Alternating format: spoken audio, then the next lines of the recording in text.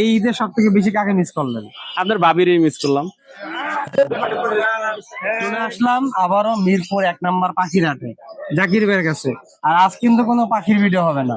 ভাই ঈদের পরের দিন কেন হাটে আসছে, ভাবে কি দৌড়ে নিয়ে দিল বাসার থেকে? বিস্তারিত জানানোর চেষ্টা করুন। ভাই আসসালামু আলাইকুম। ওয়ালাইকুম সালাম ভাই।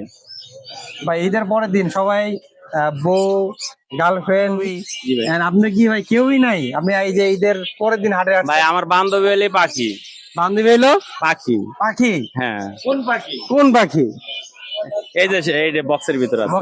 আমরা তো অনেক সময় দুই পাওয়ার পাখি বলি। হ্যাঁ, আবার এটাও দুই পা, এটাও পাখি বলি। ভাই আপনি ঈদটা কেমন কাটালেন আগে এটা বলেন। ভাই, ঈদ কাটাইছি আলহামদুলিল্লাহ, অনেক সুন্দর ঈদ কাটাইছি। হ্যাঁ।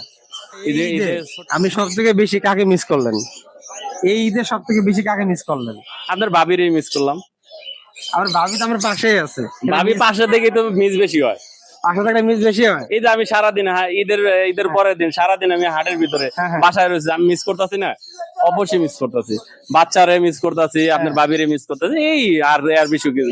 ভাবিরে কি পাম মারলো? আমরা অবশ্যই কমেন্ট বক্সে জানতে চাই। ফার্ম দিয়েন না। আমরা অবশ্যই জানতে চাই ভাবিকে কি পাম মারলো কিনা। ঈদ মোবারক, সবাইকে ঈদ মোবারক। আর রাব্বি ভাইকে ঈদ মোবারক, ঈদ সালামি যদি দেয় তাহলে আরো খুশি হবো। ঈদ মোবারক। ঠিক আছে, এখন